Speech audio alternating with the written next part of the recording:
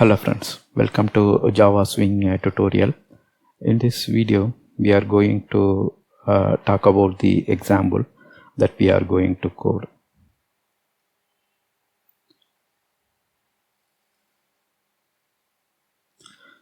So in the last video we talked about the JTabbed pan. Now we will talk about the example. And if you see here,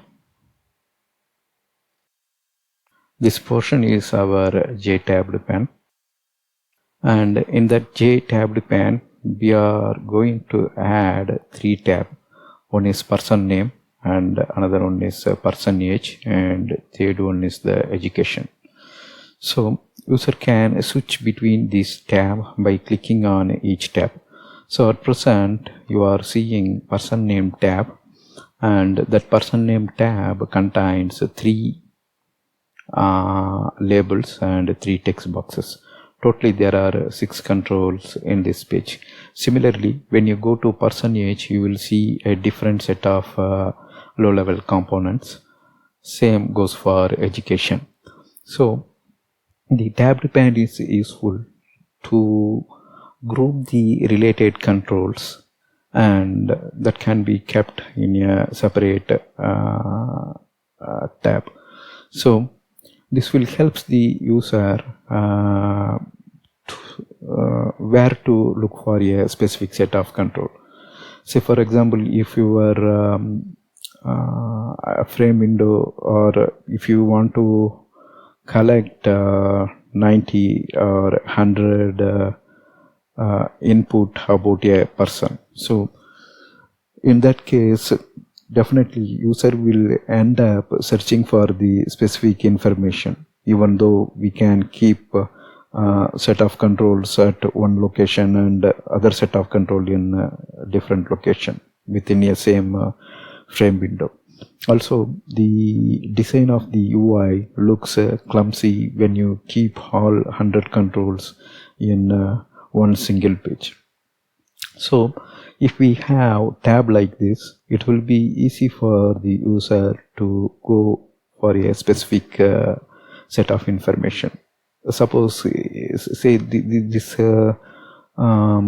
tabs are, if you see, related to a person. So the person names are kept in one tab, and the person age is kept in second tab, and education details is kept in third tab. So this is just an example, but in real world there will be group of controls that will be kept in a pan in a separate tab. So this way user, if they want to fill education related detail, they can directly go to this education tab, and there they will see only the limited set of controls, and from there they can pick what information they want to edit. Alright, so in our example we just mimicked such a situation by placing 3 tabs. Then we also have 4 command button, top, bottom, left and right. So by clicking this button you can see how these tabs are arranged at a different location. At present you are seeing the tabs are in a top portion of the JTabbed pan. If we click bottom, these tabs goes towards the bottom. This is left and this is right, so like that you can do it. For scroll and wrap, these 3 tabs are not enough. When we are developing this example in Eclipse, that time we will add more tabs and we will study what is scroll and wrap. Scroll means you will see only one row. Let's say this is a row 1.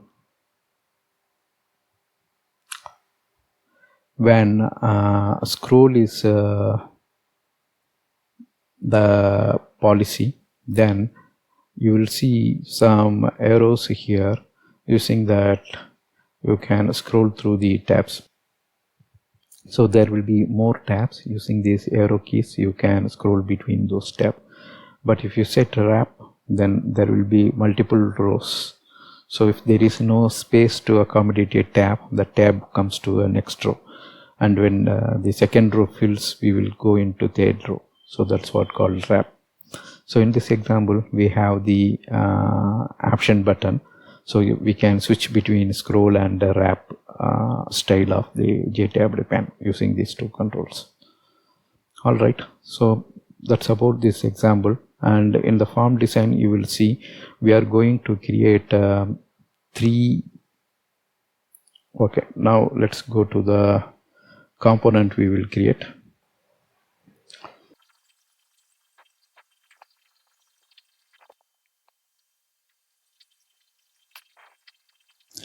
If you see here, first we will create three panel. So all these controls are derived from, so we will create age panel class, edu panel class, name panel class, all are derived from jpanel. So first we will create these panels with the required control. Say for example, at present you are seeing person name tab here. So what we will do, we will create a class name panel which is derived from jpanel, and in that we will place all these controls. So this one is first name, middle name, last name, then these are all the text boxes. Likewise, we will create other two panels. Once panels are ready, we will add it to the JTabbed pen. So we know the method. The method is add tab. We already saw it. We make a call of add tab. So from JTabbed pen instance. So first we create a JTabbed pen. Then we will make a call to add tab method. So once you make a call 1 2 3, you can see all pans are added here 1 2 3, and when pan 1 is in selected state, you will see all these control. That means name panel content you will see. All right, now the JTabbed pen is ready. So this is JTabbed pen. So the top portion here, right, top, bottom, left, right, and two radio buttons. So this one is called tab setting panel. So we will create this panel also. After creating the tab setting panel, then finally we will assemble everything inside our frame window.